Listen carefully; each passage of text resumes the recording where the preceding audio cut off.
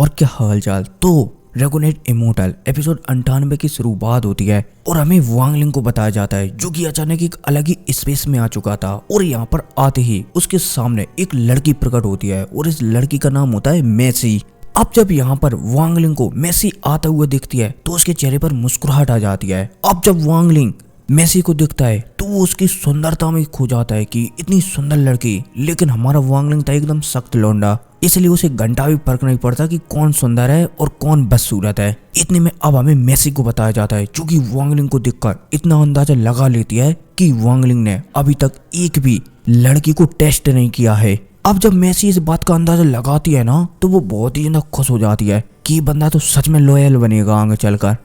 Messi चलती है तो आगे बढ़ती है और वांगलिंग के करीब होने की कोशिश करती है, लेकिन वांगलिंग भी समझ जाता है कि कुछ ना कुछ तो गड़बड़ है, इसलिए वांगलिंग चलता है तो 1 बिलियन सोल फ्लैग को एक्टिवेट करता है और मेसी को धमकाने लगता है कि सीनियर कृपया मेरे करीब ना आइए वरना गैर फालतू में हमारे बीच पंगे दंगे हो जाएंगे। आप अपना काम करिए, मैं अपना काम करूंगा, मैं गलती से यहाँ पर आ गया था। अब जब यहाँ पर मेसी वांगलिंग की बात सुनती है तो वो भी समझ जाती है। मेसी चलती है तो तुरंत वांगलिंग के लिए पोर्टल खोल देती है, जिस वजह से वांगलिंग एक दिशा में आगे बढ़ जाता है। लेकिन इतने में जब मेसी ये देखती है कि वांगलिंग जा रहा है और वो ये देखती है कि वांगलिंग अभी भी उसकी ओर आकर्षित नहीं हुआ है तो वो समझ जाती है कि इस बंदे को मैं इतनी आसानी से नहीं जाने दूंगी क्योंकि ये बंदा बहुत ही ज्यादा खास है। मेसी चलती है तो एक स्क्रॉल का इस्तेमाल करती है। पलक झपकते ही सीन से पोता और हमारी वांगलिंग को बताया जाता है जो कि यहाँ से निकल ही रहा होता है, तभी वांगलिंग के सामने अचानक एक स्क्रॉल ओपन होता है और उसे स्क्रॉल से एक ड्रैगन और एक टाइगर बाहर निकल कर आते हैं जो कि वांगलिंग पर हमला करने लगते हैं। वांगलिंग चलता है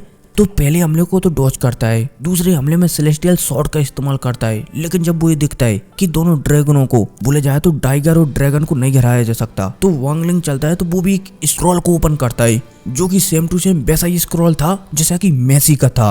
अब जैसे ही वांगलिंग का स्क्रॉल एक्टिवेट होता ही ना तो जो मेसी के स्क्रॉल्स है ड्रैगन और लायन बाहर निकले थे ना वो वांगलिंग के स्क्रॉल में समा जाती है। मेसी चलती है तो हैरान हो जाती है, वांगलिंग चलता है तो मौके का फायदा उठाता है और यहाँ से निकल जाता है। अब इसी के साथ सीन शिफ्ट होता है और वांगलिंग को बताया जाता है जो कि एक दूसरी जगह पर कल्टीवेट कर रहा होता है। पलक झपकती समय गुजरता है और सिटूनान प्रकट होता है जो कि एक बच्चे के रूप में था। अब जैसे ही सिटूनान प्रकट होता है और हमारा वांगलिंग सिटूनान को दिखता है तो हमारा वांगलिंग सिटूनान को ग्रीट करने लगता है। सिटूनान चलता है तो वो भी कह देता है कि हाँ ठीक है मुझे ग्रीट करने की जरूरत नहीं है, अब मैं इस सुजाकू प्लेनेट का राजा हूँ, इस पूरे के पूरे सुजाकू प्लेनेट पर मुझसे ज्यादा पावरफुल कोई है ही नहीं। चलो इन बातों को छोड़ो, सबसे पहले तुम्हारी प्रॉब्लम को सोल्व करते हैं। सबसे पहले प्लेनेट क्रिस्टल से तुम्हारी सोल को बाहर निकल कर लाते हैं। अब यह कहती सिटूनान चलता है तो वांगलिंग को एक दिशा में ले जाता है। अब इसी के साथ सीन शिफ्ट होता है और फिर हमें इमोर्टल क्लैन के बहुत सारे पावरफुल लोगों को बताया जाता है जो कि एकत्रित होने लगे थे, डपला बजने लगे थे, ड्रम बजने लगे थे।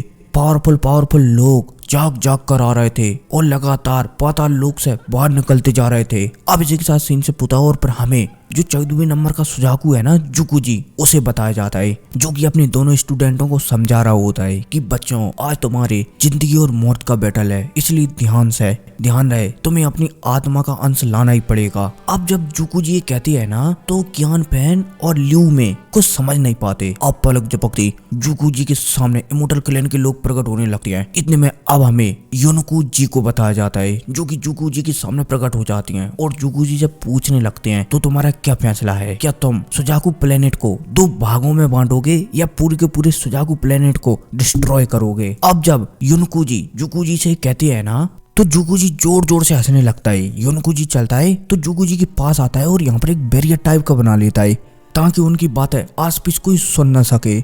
अब जब जुकू जी ये देखता है कि यहाँ पर युनको जी ने एक बैरियर बनाया है तो यहाँ पर इनके बीच बातचीत होने लगती है। अब हमें थोड़ी सी पुरानी स्टोरी बताई जाती है कि जो युनको जी और जुकू जी है ना उनके एक ही टीचर थे जो कि 12वें या फिर 13वें नंबर के सुजाकू थे और वो युनको जी को अपना अगला सुजाकू बनाना चाहते थे, जिस वजह से जुकू जी हमेशा युनको जी से जलता था। जुकू जी मौका देखता है और सुजाकू ही निपटा डालता है और उसकी चीजों वगैरह को छीनकर अगला सुजाकू बन जाता है, जिस वजह से जो युनको जी है ना वो गुस्सा हो चुके थे। अब यहाँ पर हमें इतनी बातें बताई जाती हैं। अब यहाँ पर युनको जी चलता है तो जुकू जी से पूछने लगता है कि क्या फैसला है। जुकू जी चलता है तो वो भी कहने लगता है कि ये सुजाकू प्लेनेट मेरा है, इसे मैं कभी भी दो भागों में नहीं बांटूंगा, मैं सभी को खत्म कर दूंगा, लेकिन किसी को इसे दो भागों में बांटने नहीं दूंगा। मैं सिर्फ सभी को 3 महीने का समय देता हूँ, देखते हैं कि कौन जिंदा बचता है। अब यह कहती है जुकुजी चलता है तो स्टार क्रिस्टल को बाहर निकालता है और उसे तोड़ देता है। अब जैसे प्लेनेट क्रिस्टल टूटता है तो हमें पूरे सुजाकू प्लेनेट की अलग अलग जगहों का सीन बताया जाता है, जहाँ पर हर एक दिल में थोड़ा सा दर्द महसूस होने लगा था। वांगलिंग को भी बताया जाता है जो कि अपने दिल में दर्द को महसूस कर रहा होता है। वांगलिंग चलता है तो समझ जाता है कि जुकुजी ने स्टार क्रिस्टल को तोड़ दिया है। इतने में अब हमें सिटूनान को भी बताया जाता है। सिटूनान चलता है तो बहुत सारी इंफॉर्मेशन पहले ही वो हमारे वांगलिंग को दे चुका था